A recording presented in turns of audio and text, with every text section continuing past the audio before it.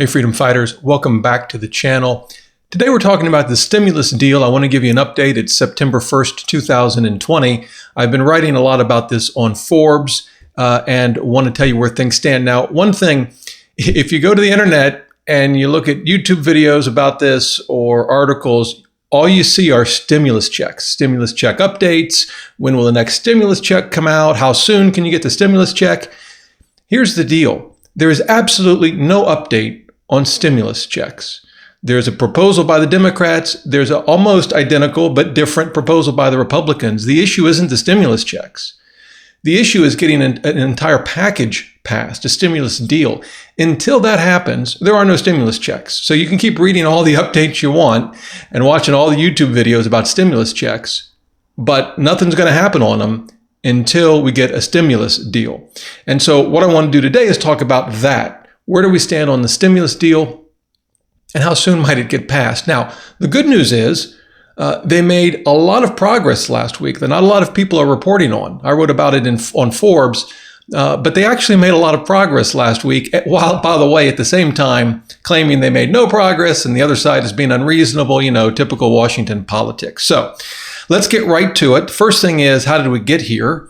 The House Democrats passed what's called the HEROES Act in May. It's a $3.4 trillion round of stimulus. Just to put that number in perspective, that's roughly what the entire federal government collects in a year.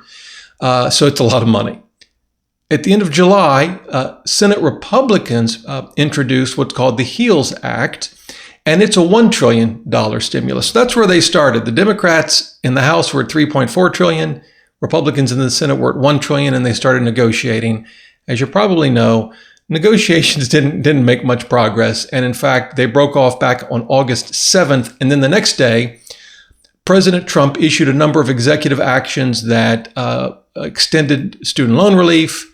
It has an eviction moratorium. It's far more narrow than what was in the CARES Act because his authority is limited. He also offered some additional unemployment benefits, $300 a week, but it's not going to last very long. Again, he's hampered by the fact that he can't just go and spend all the money he wants to, that we have checks and balances in our government, fortunately, and he doesn't control the checkbook, but he has some money, and he's using that, basically FEMA money, to fund some additional unemployment. But that happened on August 8th. Now, since then, there have really been no serious negotiations, except that last week there was some progress. So recall, the Republicans were at $1 trillion. The Democrats were at 3.4. They had come down to 2.4 trillion. They'd shaved a trillion off, a trillion here, a trillion there. Soon we're talking real money. Anyway, but they were still obviously very far apart. 2.4 trillion versus 1 trillion. Here's what happened last week. House Speaker Nancy Pelosi, she's a Democrat from California, had a phone call with Mark Meadows. He was a former congressman. He's now chief of staff for President Trump. He's White House chief of staff, sort of negotiating on behalf of the president and Republicans. They had a 25-minute phone call. Now, after that phone call, they both took to the press and said, yeah, no progress was made. We're at a tragic impasse and so on, except that what Nancy Pelosi said was she's now at 2.2 trillion. So she actually came down to $200 billion. And at the same time, what Mark Meadows said was President Trump would sign a stimulus package worth 1.3 trillion. So he came up 300 billion. Nancy Pelosi came down 200 billion. So they actually narrowed the gap by $500 billion. That's, these numbers are so big, it almost seems like $500 billion ain't much, but it is. It's a lot of $500 billion is still a lot of money. They did that again while claiming the other side is being unreasonable, the other side is spending too much or not spending enough, but they still closed the gap. Now, that's the good news. The bad news is they're still $900 billion apart. The Democrats at 2.2 trillion and the Republicans at 1.3 trillion. Now, having said that, I do still think there's hope. Maybe I'm an eternal optimist, but I want to tell you specifically why. And it has to do with two issues in both proposals, one with unemployment benefits and the other, frankly, the more significant one, aid to state and local governments. But let's start with unemployment. The Democrats want to continue the $600 a week that the federal government paid through the CARES Act. And they want to continue that through January of 2021. What the Republicans started out with was $200. It was a little more complicated than that. They had a formula eventually, but we'll call it $200. And during negotiations back in early August, the Republicans came up to $400, but the Democrats didn't budge. And I still see hope in that. I see hope that maybe either the Republicans will move up or that the Democrats will move down. It probably actually makes more sense for the Democrats to come down to $400. Why?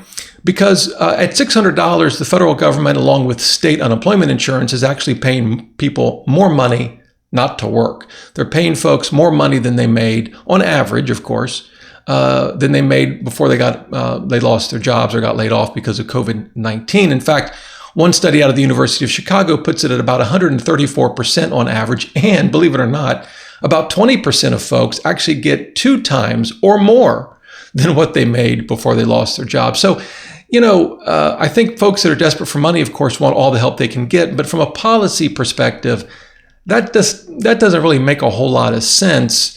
And in fact, a group of economists from both sides of the aisle, including Timothy Geithner from the Obama administration, Treasury Secretary, as well as some conservative economists, have come out with a report. This was about a month or so ago, and said, yeah, 600 doesn't make much sense. They had a more complex formula, but paying up to, again, that $400 number. So I think it kind of makes sense at the $400 number. Now, the Democrats haven't moved on it yet, but I think there's hope there. And frankly, $400 benefit, just the numbers seem to make a lot of sense because that's going to replace roughly 80 to 90% on average of a person's lost income. So that's one area where I think there could be some movement. But the bigger area where the bigger numbers are is aid to state and local governments. Now, the Democrats are at $915 billion. That's what's in the HEROES Act, and through negotiations, they've said we're not budging. $915 billion or bust. The Republicans were at zero, actually, under the HEALS Act, and to me, that's just not reality. The state and local governments need help. Unlike the federal government, they cannot borrow money for operating expenses. And so they have to start laying people off. It starts to affect your schools, your fire department, your police department. I mean, it affects a lot of things. So there's no question they need help. And during negotiations, the Republicans recognized that, and they came up to $150 billion. So that's where the parties stand. That's a big gap, $915 to $150. It's over $700 billion of potential compromise right now. At the end of the day, I think the Democrats are probably going to have to compromise more than the Republicans, and I don't say that as a political statement. Here's why. The experts on both sides of the aisle, none of them, there's not a single one out there that I can find that says, yep, state and local governments need $915 billion. It's not even close. Probably the most nonpartisan estimate comes out of Moody's Analytics, highly respected by both sides, by both parties, and they put it at $500 billion. What's more, that's not what state and local governments need now. It's not as if they need $500 billion now or, things are going to start falling apart. That's what they need over the next 2 years. And so I think that gives a lot of room for compromise. Just the $500 billion number alone brings down the HEROES Act 915 number by $415 billion. That goes a long way to closing the gap. And no one says we need to give them, the state and local governments, $500 billion to cover the next 2 years right now. Remember, that's a projection. Actually, go back to February and March, and the projections were a lot worse than they are today. But they've gotten better because as bad as things are, they weren't as bad as folks projected. Now, of course, we don't know what the future holds. We don't know if we're going to have a second COVID-19 wave. If we do, maybe the current projections are too rosy. But that's kind of the point. Should we commit federal money to cover 2 years out in budget shortfalls in state and local government when who knows what's going to happen? Can we have a package today that covers what they need over, say, the next year, which frankly is pretty close to the $150 billion that the Republicans have proposed. Maybe it's $200 billion, maybe it's $250. There are other sources of income, of funds. For example, both parties are on top of that, proposing aid for education and so forth. And obviously there's COVID-19 relief related aid. So it's not just these two numbers we've been talking about. But when you look at what the experts are saying, the 915 doesn't make sense. And in fact, state and local governments themselves haven't even asked for 915 billion. Now, if it sounds like I'm being hard on Nancy Pelosi and her position, I don't mean to be. I'm really just focused on the numbers. They just don't add up. I did reach out to her office and I asked in a written request, hey, where are you getting this number from? She had said that sort of implied that experts sort of back her number. I said, well, can you tell us what experts you're referring to? Because I can't find them. And what experts support $600 for unemployment and $915 billion for state and local government aid? I did that a couple of days ago. So far, I haven't gotten a response, which is frankly not unusual. But hopefully I will. And if I do, I'll share it with you when I get it. But that is where I think a lot of progress can be made. Now, the question becomes, yeah, that's great, Rob. You've got these numbers, but so far no one's budging. Well, sometimes, these things take a little bit of time, unfortunately. There are two developments that I think could help break the logjam. The first is, of course, we have the election coming up.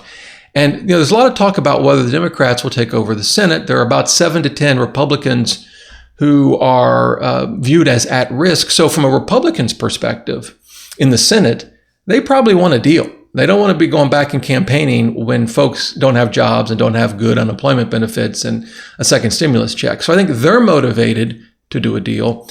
The Democrats are clearly motivated. In fact, about 150, when you add them all up, House Democrats have written and signed on to open letters to Nancy Pelosi.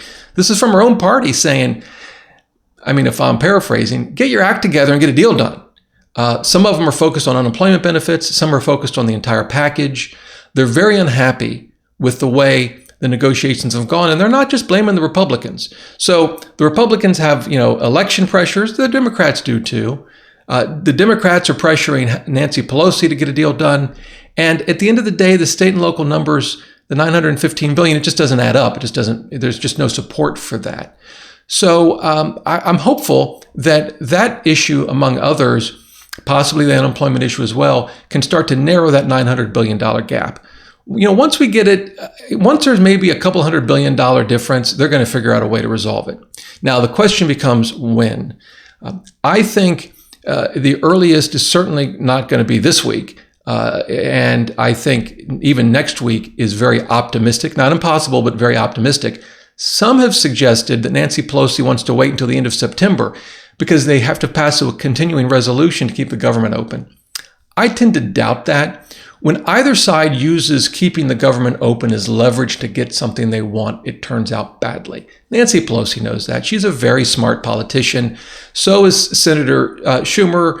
So is Senator McConnell. Mark Meadows. These people know that that's a losing proposition. But still, some are suggesting it. I personally don't buy it. I think we're looking at maybe mid-September. But again, that's just a guess. But that's where we stand. So you can keep looking at those stimulus check updates every day if you want to. But until a deal gets passed, there ain't no second stimulus check. I'm sorry to be the bearer of bad news. I will come out with another video, and we'll be writing more for Forbes, which you can check out as we get new developments, and we'll be sharing them with you. If you have any questions, obviously leave comments below the video. And until next time, remember, the best thing money can buy is financial freedom.